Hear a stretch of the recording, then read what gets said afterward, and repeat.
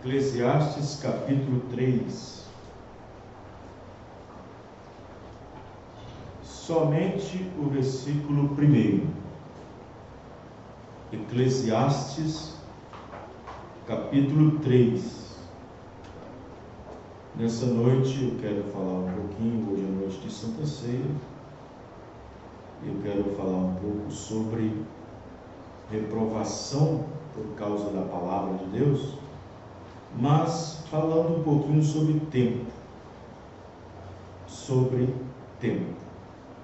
Eclesiastes capítulo 3, versículo 1, nós vamos ler a seguinte escritura, que está escrito assim: tudo tem o seu tempo determinado, e há tempo para todo o propósito debaixo do céu. Amém? Vamos ler novamente.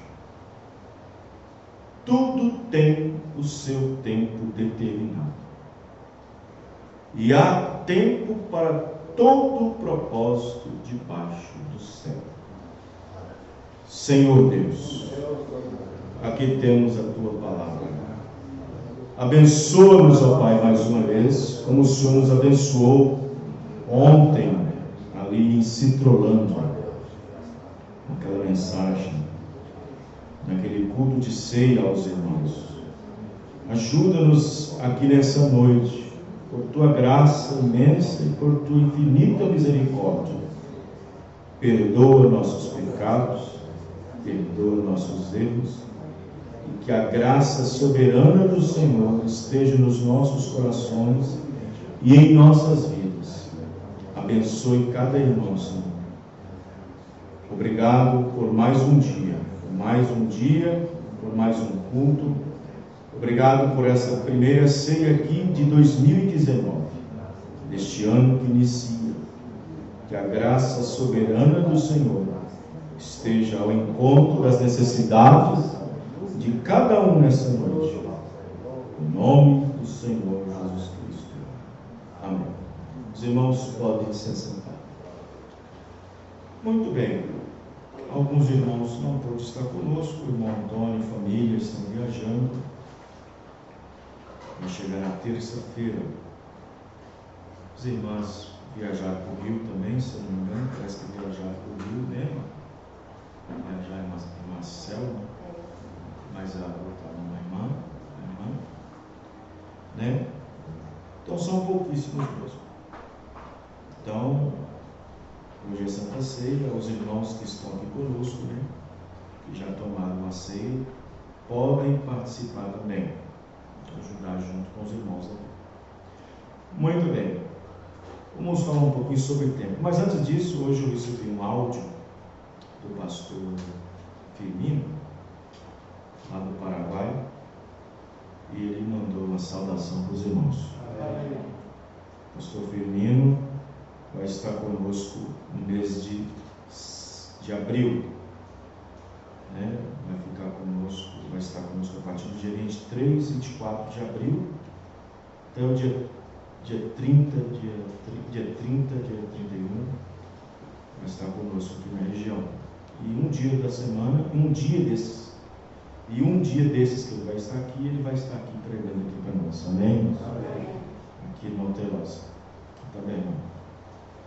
Muito bem. Vai ser em abril, se Deus assim permitir. Tempo.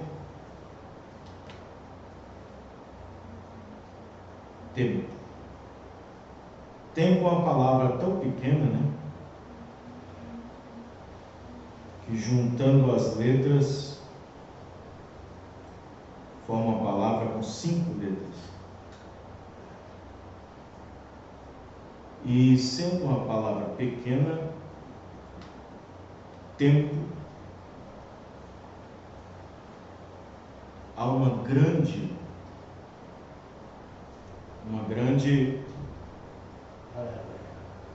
colocação sobre ele, uma grande importância. Ai de nós se não fôssemos o templo. Existe o lado benéfico, o lado da beneficência, o lado bom do templo. E existe também o lado ruim. Vamos dar um exemplo aqui. Quem hoje é velho, se sente velho, se sente cansado, se sente afadigado, sem forças, o tempo não tem ajudado. Nesse sentido, o tempo tem danificado, o tempo tem destruído, o tempo tem acabado.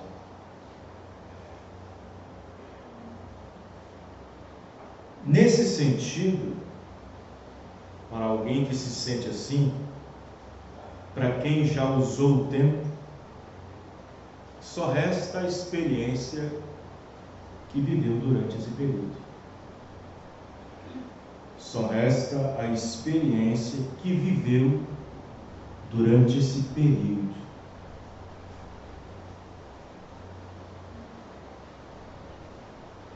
Então, o tempo para o seu lado bom, tempo de um nascimento, para aquele que está começando agora. Às vezes tem pessoas ansiosas por um nascimento, ansiosa pela criança que vem ao mundo logo, ansiosa para nascer, ansiosa com o tempo para que cresça, ansiosa com o tempo para que amadureça. E, no entanto, o tempo fica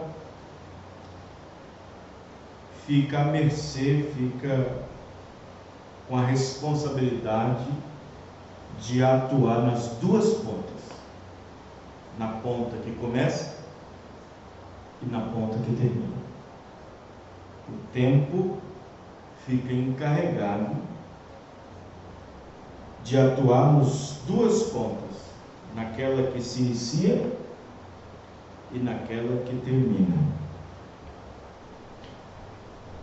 E, no entanto, o tempo, ai de nós se não fosse o tempo. Ai de nós se não fosse o tempo. Como poderíamos comer uma fruta? Porque existe o tempo dela amadurecer. Ai de nós se não fosse o tempo, se não tivesse noite, e se fosse tudo dia, e se fosse só frio, e nunca tivesse quente. Então o tempo é necessário para muita coisa. E tempo é algo precioso.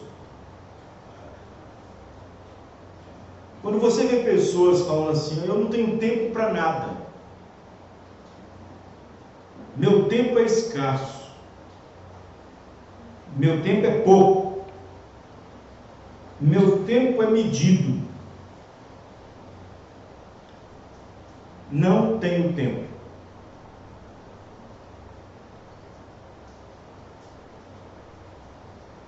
Às vezes nós falamos isso por causa do relógio. Por causa do relógio. Mas na verdade isso não faz parte dele. Isso faz parte da vida. Porque nós não somos senhores do tempo. Nós não podemos mexer no tempo. Existem essas histórias fictícias filmes de cinema, de ficção, de construir a máquina do tempo, de voltar no tempo, de ir mais na frente no tempo. Então são tudo histórias, são tudo fantasias. Não existe mecanismo. O máximo que o homem pode fazer é fazer uma previsão do tempo. Por isso que ele não pode acertar 100%, porque a palavra é previsão. Não é certeza, é uma previsão. Não tem uma visão, tem uma pré. A visão correta não tem. No entanto, o homem não tem esse poder de se adiantar no tempo e nem de atrasar nele.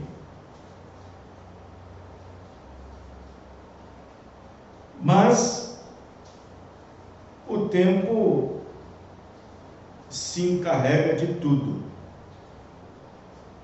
O tempo se encarrega de nascer, o tempo se encarrega de morrer, o tempo se encarrega de alegrar, o tempo se encarrega de entristecer. O tempo para todas as coisas debaixo do céu e em cima na terra é colocado para todos nós. E em falando de tempo, não no tempo do relógio, não no tempo das horas, não no tempo do dia, mas no tempo divino, no tempo espiritual, no tempo das ocorrências espirituais, no tempo dos acontecimentos proféticos, no tempo mais preciso, tempo do fim. Falando desse tempo, eu vou dizer, é o que nós não temos. É o que nós não temos. Pastor, o senhor quer dizer o que com isso? Eu quero dizer para vocês que o tempo já acabou. Pastor, como pode ser assim? O tempo não acabou ainda. Quando eu falo que o tempo já acabou, não estou falando do tempo do dia que vai amanhecer amanhã, nem do tempo chuvoso, nem do tempo ensolarado, nem do tempo frio. Não estou falando desse tipo de tempo. Eu estou falando do tempo em que, quando as profecias da Bíblia se cumprem naquele tempo, naquela era, naquela dispensação, quando elas se cumprem, a geração que está vivendo naquele dia, o tempo acabou. Vocês estão me entendendo, irmãos? O tempo acabou. E tempo é o que nós não temos. Eu pergunto para os irmãos, em termos de profecia para a noiva, fora do arrebatamento, fora da vinda do Senhor Jesus Cristo nas nuvens, para encontrá-lo com ele nos ares, fora dessa profecia, o que falta para cumprir na terra em profecia em prol da noiva? O que falta? Nenhuma. Não há nenhuma profecia, nenhuma escritura na Bíblia para os gentios no tempo final que falte para cumprir para a noiva. Não tem nenhuma escritura, porque todas elas já cumpriu para o tempo do fim. Em relação à noiva, em relação à igreja. Não estou falando em relação ao mundo. Em relação ao mundo, Estou falando em relação à noiva, do que ela deve receber. Já acabou. Malaquias capítulo 4 já cumpriu. Mateus 17:11 já cumpriu. Atos 3:20 já cumpriu. Parte do capítulo 4 de Tessalonicenses 4:16, o alarido já cumpriu. Só está faltando voz de arcanjo, que é a ressurreição dos mortos, e trombeta reunindo os ares.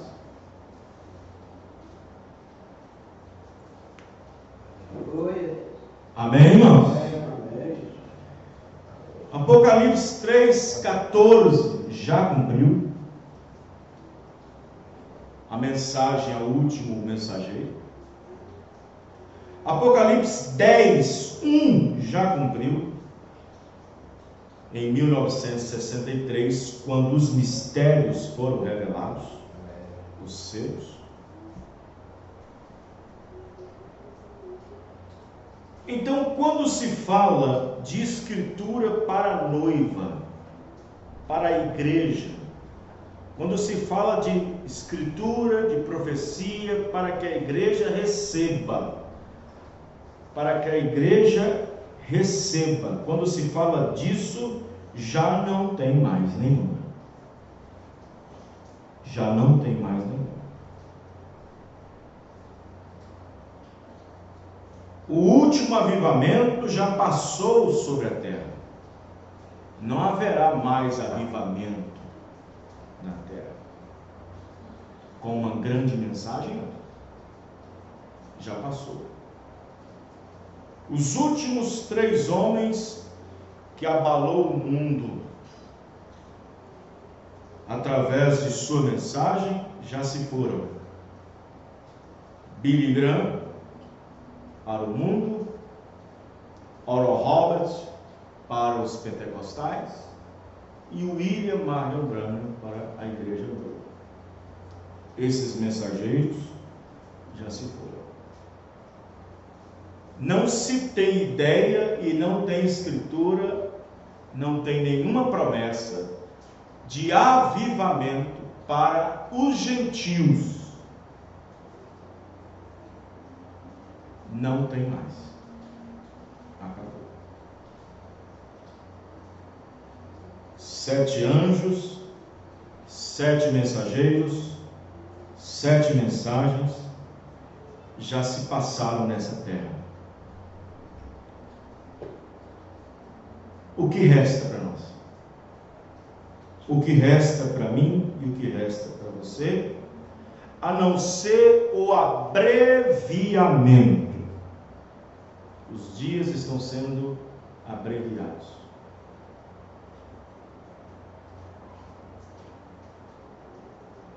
A única coisa que falta para cumprir antes que a terra pegue fogo, porque entre o arrebatamento, entre o encontro da igreja com Jesus nos ares, existe o encontro de Jesus entre os 144 mil na terra. Isso depois do arrebatamento, depois dos 3 anos e meio que ainda resta para fechar as 70 semanas que foram profetizadas e determinadas para o povo de Israel. Então observe bem que antes que o mundo pegue fogo, antes que esta terra se torne uma bola de cinzas, como a Escritura previu e disse em Malaquias capítulo 4, que restará só cinzas quando a guerra nuclear acontecer, que será a batalha de Armagedon, que será a guerra entre as nações.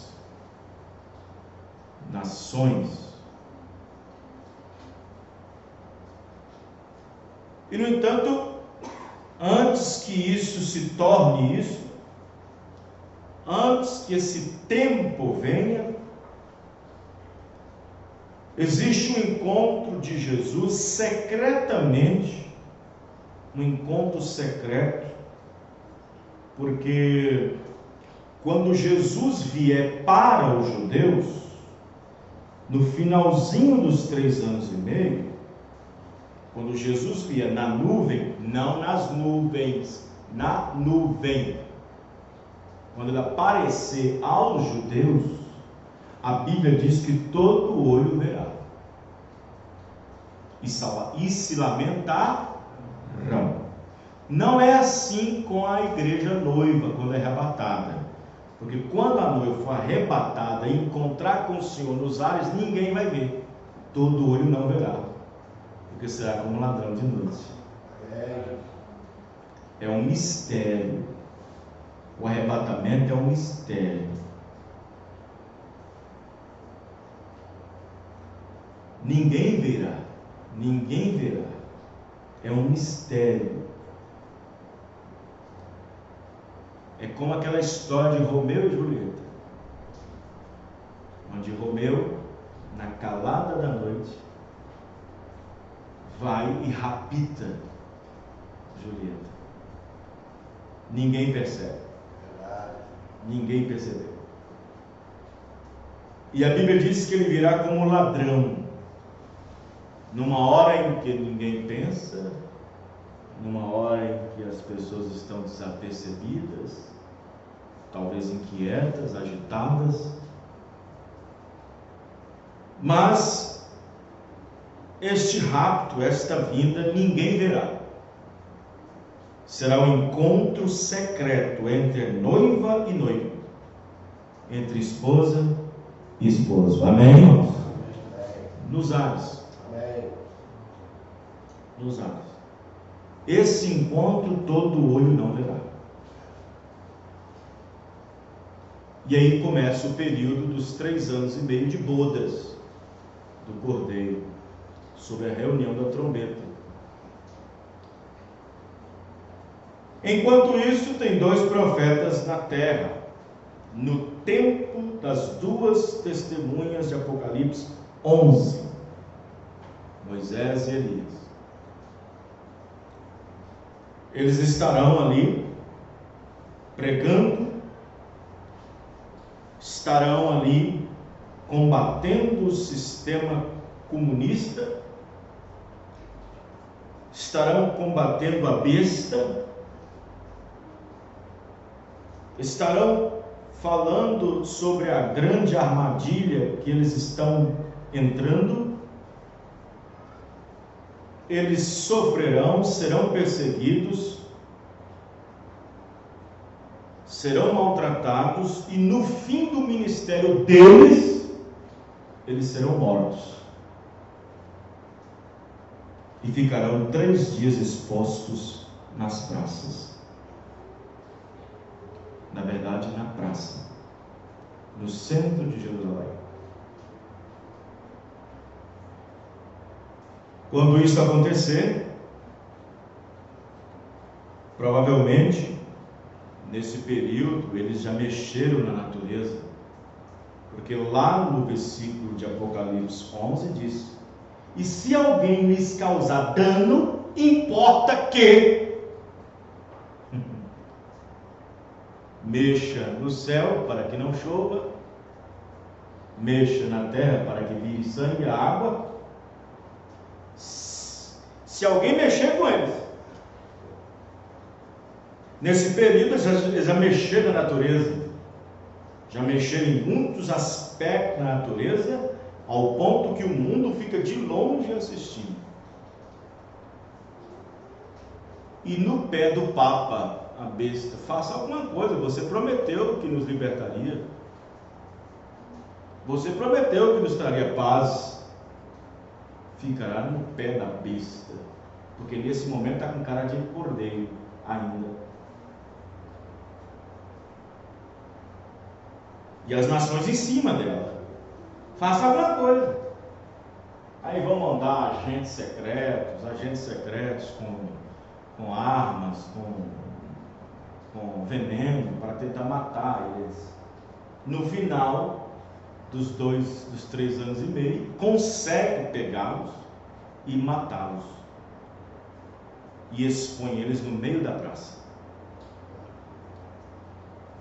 E eles não vão pegando o corpo e levando para o ML, não. Eles colocarão os seus corpos nas praças para que todo mundo veja. Para que dê tempo que as nações peguem seus aviões, peguem seus jatinhos e voem para lá para ver os seus corpos estirados na praça, para poder cuspir em cima deles, jogar um monte de coisa neles. Isso a Bíblia diz, que eles irão para lá para ver isso. Nesse momento, esses 2 homens, esses 2 profetas, será o centro das atenções do mundo, porque toda a notícia será vinculada a esses 2 homens que estarão pregando.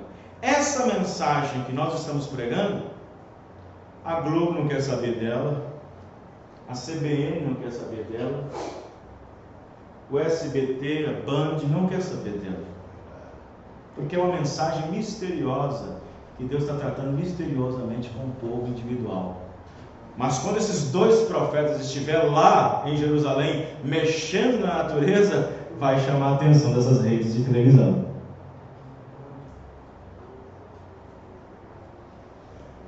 Esses 2 homens serão o centro da atenção das mídias, perturbadores da nação. Elias já foi chamado de perturbador. Moisés foi um grande problema para Faraó. Então a mídia vai estar em cima. Vai haver pessoas, paparazzi, pessoas em busca de informação atrás desses 2 homens. Onde eles vão estar hoje? Porque eles vão sacudir o mundo. Isso durante 3 anos e meio. E no entanto, quando eles forem pegos, quando eles forem mortos, a Bíblia diz que a besta vai conseguir matá-los. E os seus corpos estarão nas praças. Eu acho que haverá até cadeiras, assentos para os grandes empresários, homens ricos, homens de nação, poderosos, chefes de Estado, que irão para querer ver no olho na cara deles quem eram os que eram atormentadores da terra.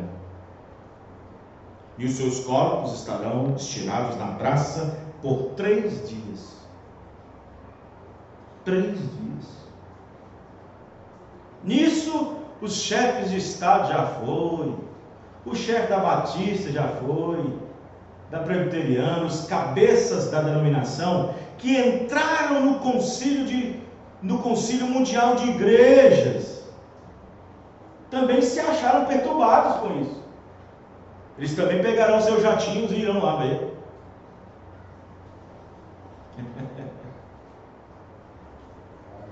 Irão lá ver. Porque aqueles que fazem um corpo com a meretriz, aqueles que se ajuntam com a meretriz, fazem um corpo com ela. E o Concílio Mundial de Igrejas, quando a imagem da besta, que é o Concílio Mundial de Igrejas, estiver toda engolida no concílio ecumênico, ela terá uma voz e falará como a besta, falará como o dragão.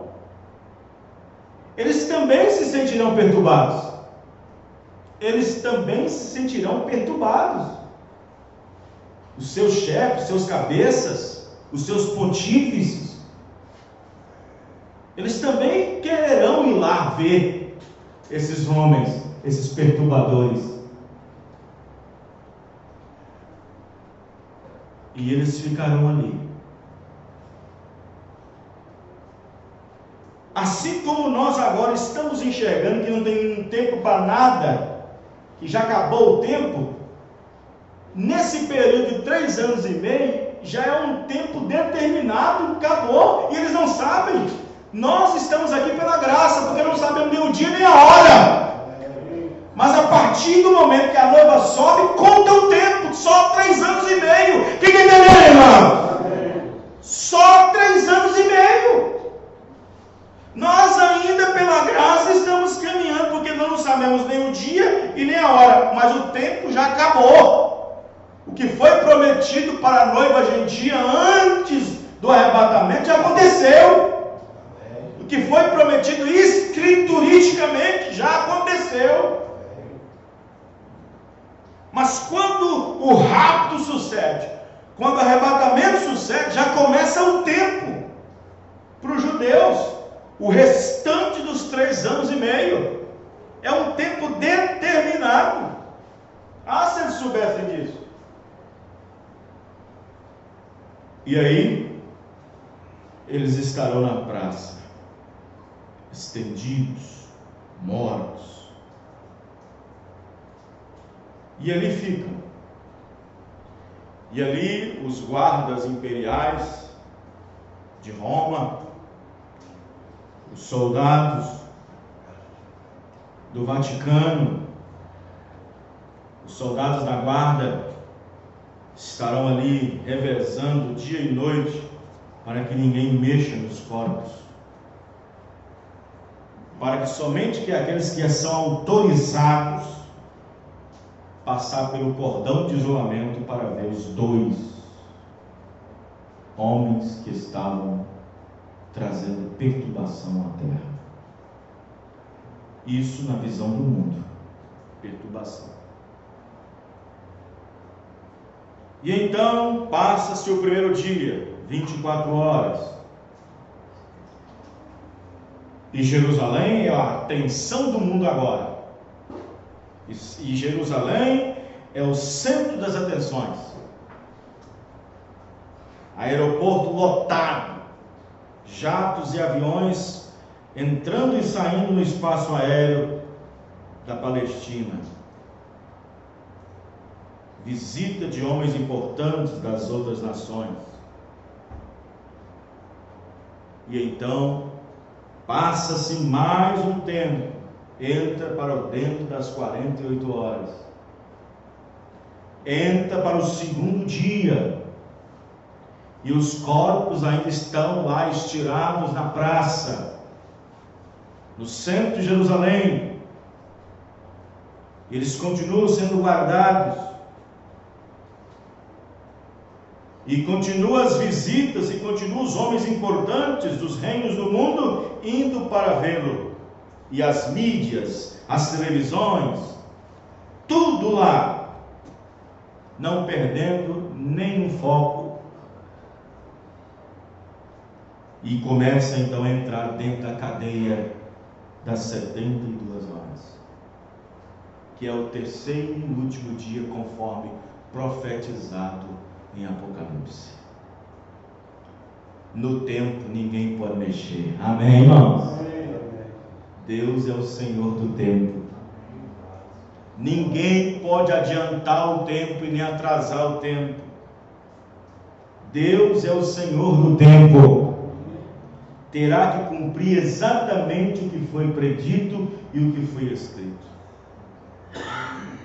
E então entra dentro da cadeia das 72 horas, que é o terceiro dia. E eu devo imaginar, devo pensar, não que isso soe como doutrina, não que isso soe como uma interpretação, mas eu devo imaginar que ao quase terminar as 72 horas, terminando os 3 dias, entre meio-dia às 3 da tarde, eu acho que deve haver um colapso no tempo.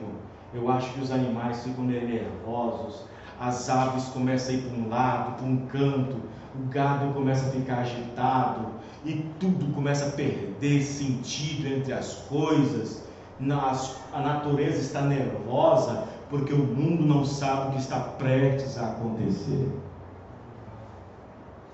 Quem está entendendo, irmãos? O gado começa a ficar todo entrelaçado, o vaqueiro não entende porquê, e assim por diante, porcos, e assim fica. Os animais são os primeiros com o instinto natural de saber que algo está prestes a acontecer.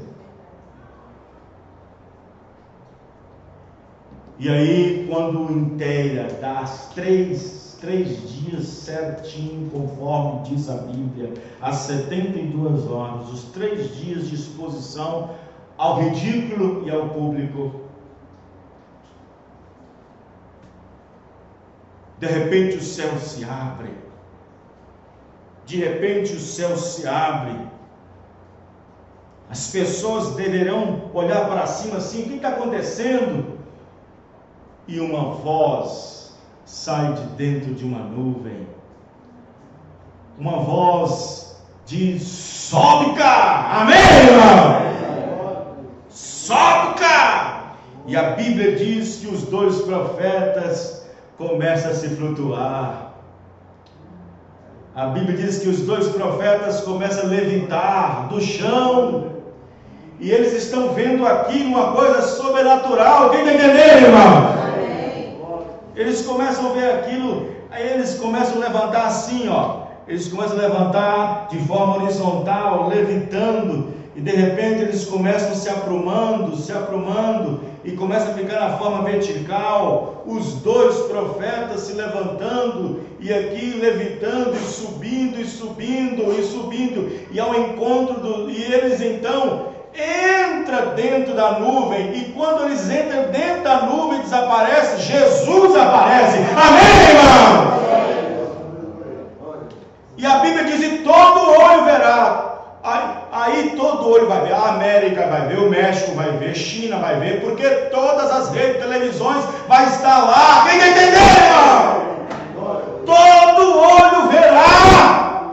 E quando todo olho verá, a Bíblia diz que eles clamarão, ajoelharão, eles prantearão, cairão no chão com seus rostos, dizendo: ai de nós, agora vamos perecer, agora vamos morrer.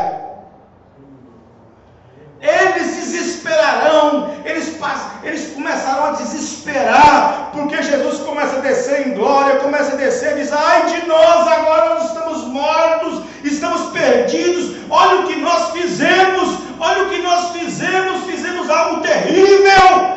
Eles começaram a prantear e a chorar e tudo mais.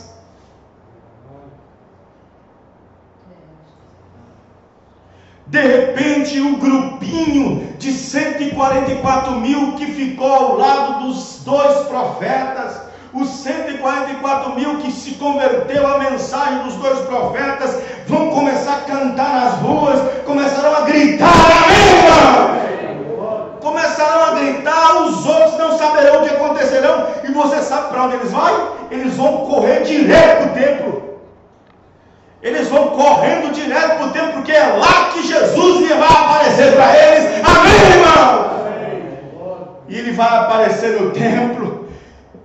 Mas não pense em vocês, eles também vão chorar. A Bíblia diz que eles também vão se lamentar, vão chorar. E aí Jesus aparece no templo. Não nesse templo que está lá agora, a mesquita de Omar, sob as bases do templo de Salomão, mas ela será derrubada. Ela será derrubada e será construída em 3 anos e meio para receber o Messias, para oferecer sacrifício outra vez, para fazer tudo o que tinha que ser feito outra vez. E Jesus vai aparecer no templo, e Jesus no meio deles. Eles chorarão: agora nós também estamos mortos. Nós também estamos mortos também, porque nós matamos o Messias, e esse tempo todo nós não sabíamos, e esse tempo todo. E eles plantearão, chorarão, e no soluço e no choro vão olhar para a mão dele, para a outra mão, e dizer: que feridas são essas? Que feridas são essas nas tuas mãos? Diz: essas feridas eu arrumei aqui na casa dos meus amigos.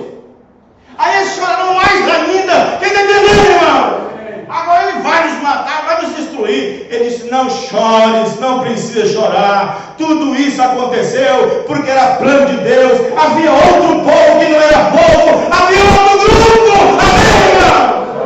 Era nova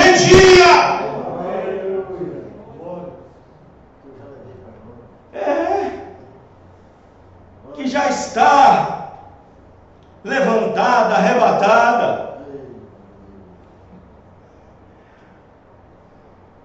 Irmãos, se o mundo está pensando que o tempo que está vivendo agora é um tempo difícil, é um tempo ruim, haverá tempos piores.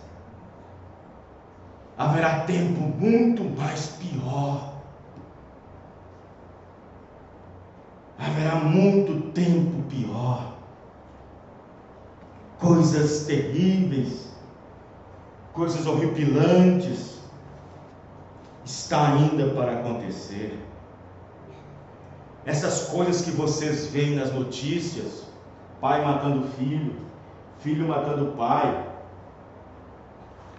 essas coisas mal explicadas, mal entendidas, sem nexo, que as pessoas ficam de boca aberta, isso é apenas um ensaio. Isso é apenas um ensaio, está ensaiando pela coisa que na verdade vai acontecer. Isso tudo é um ensaio. Deixa na hora que o Espírito Santo sair da terra, deixar a terra, por meio do corpo da igreja que está aqui, deixa o Espírito Santo sair da terra, deixar a terra. Porque quando o anjo forte desceu do céu, com o livrinho aberto, não com o livrinho fechado, porque no capítulo 5, o livro está fechado, o livro está selado com 7 selos. E João chora, e João lamenta, e João derrama lágrima. No capítulo 5 ele está fechado, mas no capítulo 10 ele está aberto. Amém, irmãos? No capítulo 10 ele abre, o anjo forte desce com o livrinho na mão. Com o livrinho na mão já aberto, e entrega na mão do 7º anjo que está na terra. E nesse período os 7 selos são revelados. Mas olha o que o anjo diz: e o tempo não será mais. Quando isso acontecer, e o tempo não será mais. Desde quando os trovões foram revelados, e o tempo não é mais. Desde quando os estrelas foram revelados, e o tempo não será mais. A última voz ecoou sobre a terra. A última mensagem passou sobre a terra. E o que nós temos? E o que nós temos depois disso? Nós temos aí quase que um salve-se quem puder. Nós temos hoje no mundo, em meio de tantos ministérios, em meio de tantas igrejas, salve-se quem puder. Porque essa mensagem que foi trazida dos céus e que foi entregue para nós, era para cumprir a outra parte de Malaquias, capítulo 4. Porque uma parte de Malaquias é para restaurar e a outra para revelar os mistérios. Amém, irmãos? Quando restaurou, estava todo mundo unido. Mas quando revelou os mistérios, cada um quer ter seu mistério. Quando houve a restauração, estava todo mundo unido. Quando estava só na fase da restauração, estava todo mundo unido. Mas quando veio a fase do revelar dos mistérios, cada um puxou para um lado o seu mistériozinho, a sua revelaçãozinha. E desde então, temos um salve-se quem puder. Quem está entendendo, irmãos? Temos um salve-se quem puder. Na denominação já tem. Na denominação já tem. A Batista diz: não, se você não pertencer a nossa, você está perdido. A Metodista diz: se você não pertencer a nós, você está perdido. Aí vem o Testemunho de Jeová e diz: se você não pertencer a nós, é que você está perdido. Aí vem o Católico e diz: se vocês não pertencerem a nós, é que vocês estão perdidos. Aí vem o Adventismo e diz: se vocês não pertencerem a nós, é que vocês todos estão perdidos. E assim vai. Quem está entendendo, irmãos? E assim vai. Só que Deus não trata com organização. Deus não trata com sistema. Deus não trata com grupos. Deus trata com indivíduo. Deus não trata com organização. Deus trata com indivíduo. Amém, irmão? Amém. Deus quer falar ao povo, quando Deus quer dar a conhecer a uma geração, a uma dispensação, Ele envia um indivíduo. Amém, irmão? Um indivíduo. Sempre foi assim, sempre vai ser. Aí você fala assim, mas por que vai ter 2, pastor? Nos dias da metade da última semana determinada ao povo de Israel. Por que vai ter 2 então? Moisés e Elias, as 2 oliveiras. Por que vai ter 2? Claro que tem que ter 2. Se aparecer só um, Israel não recebe. Você fala, por que pastor não recebe? Eles gostam de Moisés? Sim, mas Moisés representa a lei. Tem que ter um para representar a justiça. E Elias é esse. Amém, irmão? Moisés representa a lei, e Elias a justiça. A lei e a justiça juntos.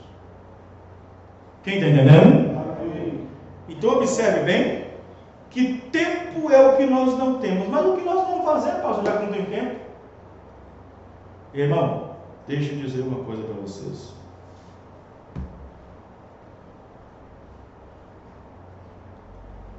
É muito profundo o que eu vou falar. E apenas os espirituais, quem tem mente mais espiritual, que está acostumado a ler as mensagens do irmão Branco, as palavras. Porque, olha, tudo já foi determinado. Você acha que o que nós acabamos de ler e cantar em Eclesiastes, capítulo 3, tudo está determinado? Você acha que é só isso que está determinado? Tudo já foi determinado. Quem está entendendo, irmãos? O rapto já foi falado. Tudo já foi determinado. O que nós estamos fazendo e vendo é só um processo. É só um processo. Pega-se um queijo, por exemplo. Um queijo pronto. Um queijo, vou dar um exemplo. Um queijo pronto.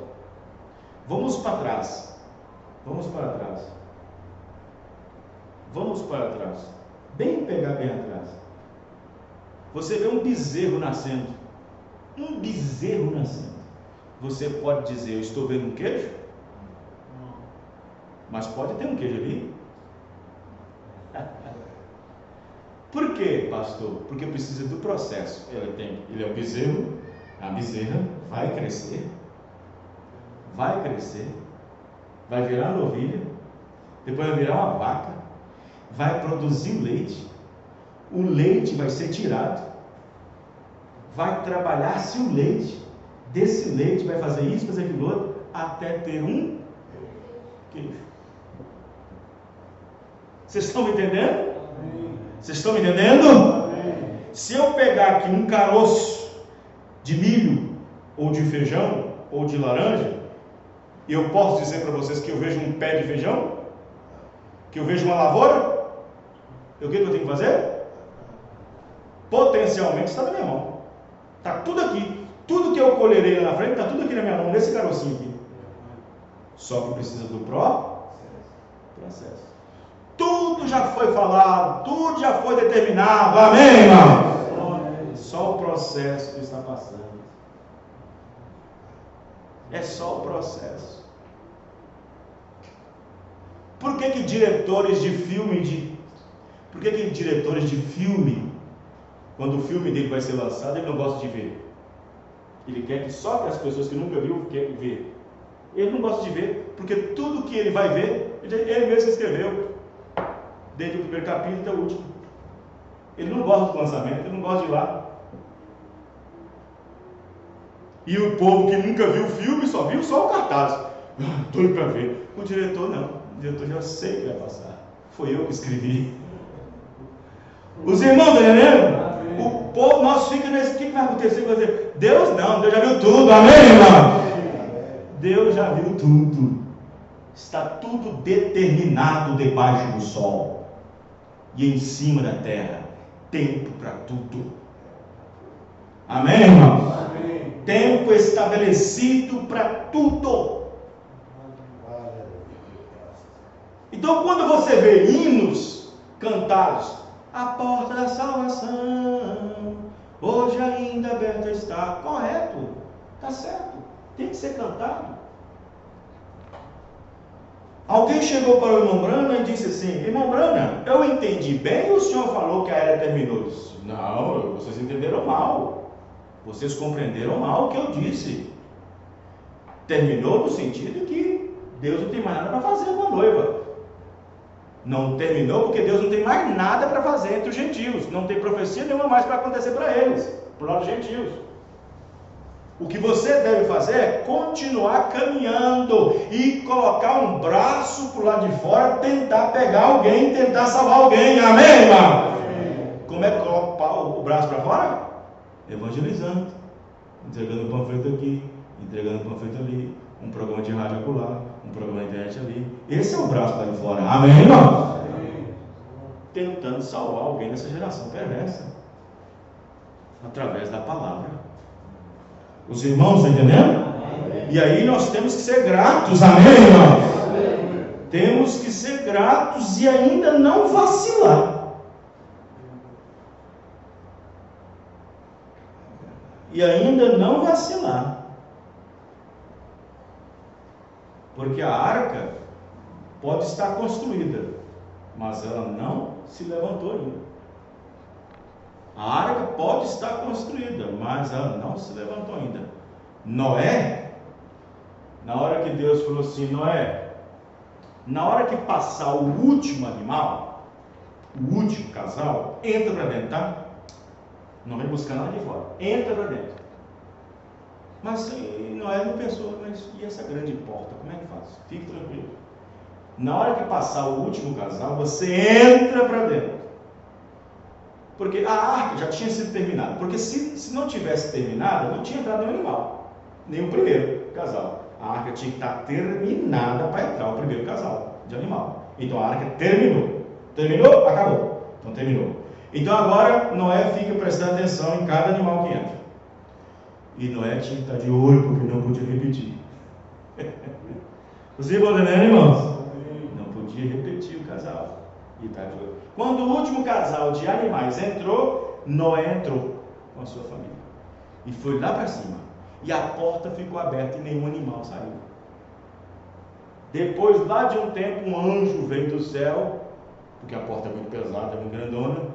Ninguém ia ajudar Noé no tempo também. Quem é que você acha que esse pregador vai ajudar nós a pregar a mensagem? Vai ajudar nós a divulgar a mensagem? Vai ajudar você a pegar uma mensagem dessa e sair por aí? Ninguém ia ajudar Noé, aquela mensagem estranha, né, gente? Tinha que ser um anjo do céu. O anjo do céu veio e pegou a arra, a porta, que era muito forte, a rampa, e foi lá e fechou. Fechou. Noé só viu o barco. Fechou. Agora eu pergunto, depois da arca pronta, subiu? Levantou-se na água? Não. Ficou 7 dias lá dentro. 7 dias lá dentro. 7 dias. E a arca era no mesmo lugar. Com a porta fechada. 7 dias e a porta fechada. Acabou a graça. Ninguém entra, ninguém sai. Ninguém podia entrar e ninguém podia sair. 7 dias. Acabou a graça. Acabou a graça. Terminou a mensagem, acabou. Ninguém entra e ninguém sai mais. Acabou a graça. E o povo continuou lá fora, pulando e gritando, dançando e tudo mais. E já tinha acabado o tempo, eles não sabiam. O tempo já tinha acabado e não sabia. Quem está entendendo, irmão? O tempo já tinha acabado e não sabia.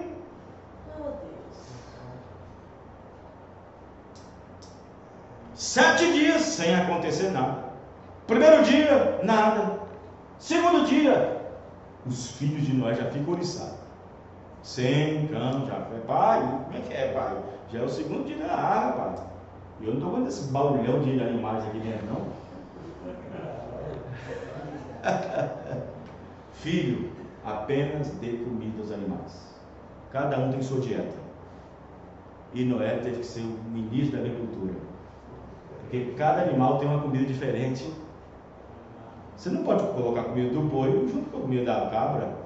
da comida da cabra junto com a comida do leão, né? Do leão com o cordeiro, e assim por diante. Ele tinha que colocar comida para cada um desses bichos, esse tempo todo ali dentro. Para cada um uma dieta, para cada um. Ele tinha que ser agricultor, ele tinha que ser nutricionista.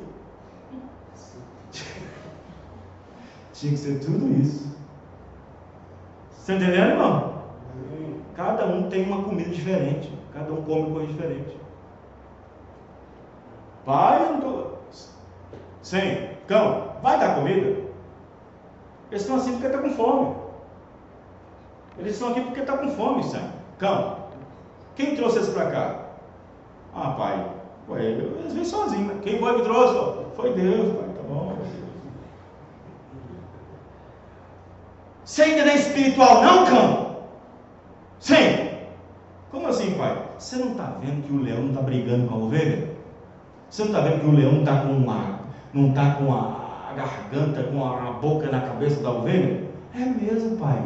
A natureza manda ele matar ela. E por que os dois estão aqui dentro andando para cima e para baixo? Porque aqui dentro não tem morte. Aqui dentro só tem vida. Amém, irmão? Vê esse milagre, Senhor. Aumenta a sua fé. Tá bom, pai. Tá bom. Mais o quarto dia, o quinto dia. Mais um liçado ficou. Pai, tem certeza que Deus falou com o senhor, pai? Tem. Filho, ele falou. Tem certeza, pai? Porque minha mãe não viu. Nem eu, ninguém viu. Só o senhor que ouviu. Mas ele falou, vai cumprir.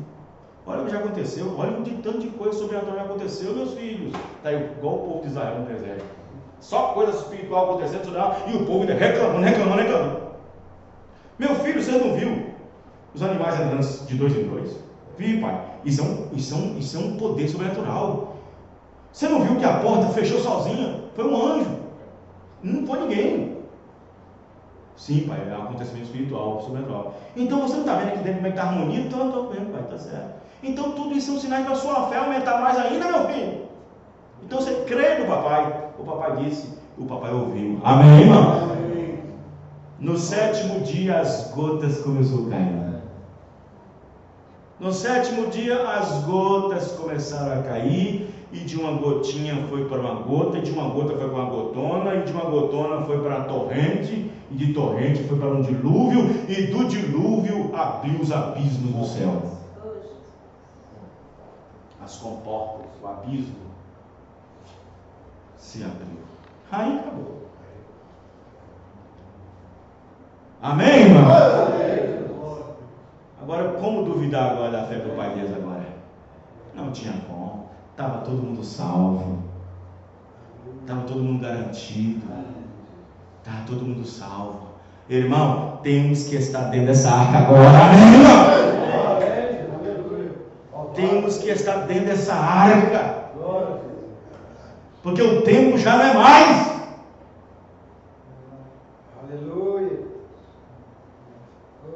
Nós estamos vivendo as gotas da misericórdia de Deus, das gotículas. Nós estamos vivendo sobre o fio da navalha, o fio da escarlata, o fio da misericórdia de Deus.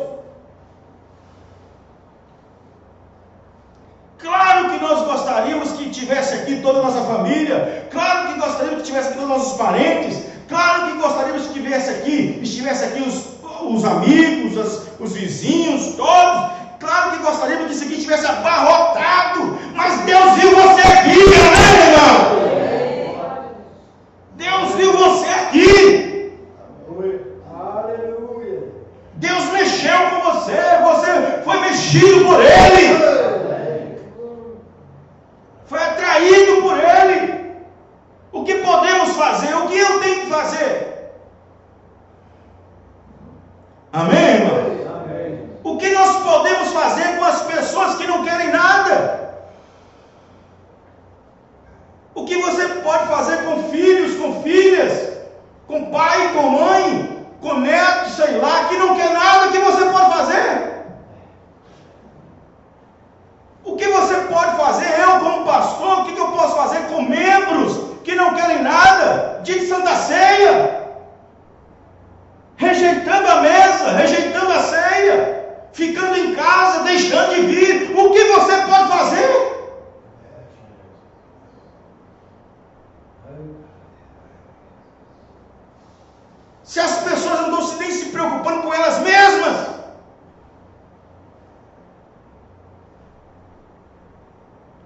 O que o pastor pode fazer?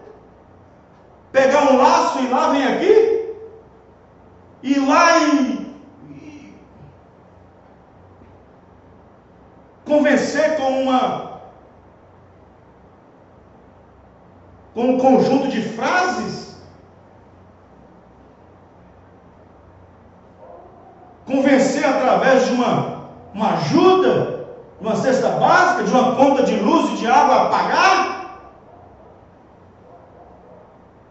Convencer através de um bloco de frases encaixapantes? Não! Você não pode fazer nada. O que você pode fazer? As pessoas viram as costas para Deus, viram as costas para a mensagem.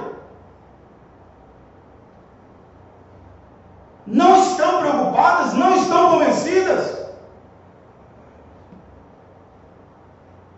Não estão certas de que Cristo vem. Então você não pode fazer nada. O que Noé podia fazer depois que a arca fechou a porta? Pergunto para você, o que Noé podia fazer? Nada. Depois que uma pessoa ouve o Evangelho, ouve a palavra e rejeita o que ouviu, não vira as costas, o que você pode fazer? Lá no Antigo Testamento havia a lei do jubileu, o tempo do jubileu. Pessoas que eram escravizadas, pessoas que ficavam ali trabalhando para os seus senhores, e o jubileu é 50 anos, tinham que trabalhar 50 anos para os seus senhores. Uns até ganhavam a fidelidade, até construía lares, e parecia ser da família, mas era escravo toda a vida. Mas todavia tinha um tempo de jubileu para ele.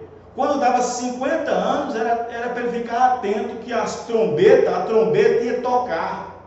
E se estivesse num campo plantando, estivesse num campo arando, se estivesse num campo capinando, ou num fundo fazendo um pão, ou qualquer coisa para o seu senhor em termos de escravatura, ouvindo a trombeta, ele poderia deixar tudo que estivesse fazendo cair no chão e dizer: agora eu estou livre! Agora eu estou livre! Mas se ele ouviu a trombeta, ouviu a voz, estou acostumado, já estou vendo. Já acostumei a ficar aqui com o meu amo, com o meu senhor, acostumei. Ele ouviu e continuou trabalhando, e continuou com a enxada, não quis ser livre. E aí chega o seu senhor com mais duas testemunhas e diz: você ouviu a trombeta? Era tempo de você ficar livre. Eu sei, meu senhor, me acostumei com o senhor. É? Então tá. Ia lá, pegava uma sovela, tipo um brinco, e furava sem dó, furava a orelha, aquilo quente, e abria aquele buracão aqui, e ele ficava com aquela sovelona aqui, ó. Podia tocar tantas trombetas de libertação que tivesse, ele não podia mais ser mais livre, porque estava marcado. Estava marcado. Podia tocar o tanto de trombeta que tivesse, jubileu que tivesse, ele rejeitou ser livre. Então o seu senhor vai lá e marca ele com a sovela e fica marcado, e ele não pode ser livre mais de jeito nenhum. Pode tocar trombeta, pode pregar, pode ouvir, que ele não poderá mais ser livre, porque ele rejeitou ser livre, rejeitou a libertação. A trombeta do Evangelho está sendo pregada, o alarido está sendo soado, amém, irmãos? As pessoas ouviram que Deus enviou um mensageiro, ouviu a palavra, mas não quis ser livre. Acostumei aqui na Batista, acostumei na Metodista, acostumei na Pentecostal Unida, acostumei aqui na Unicidade, acostumei aqui na Batista. Já tem tempo aqui, meu avô, meu tio, minha tia.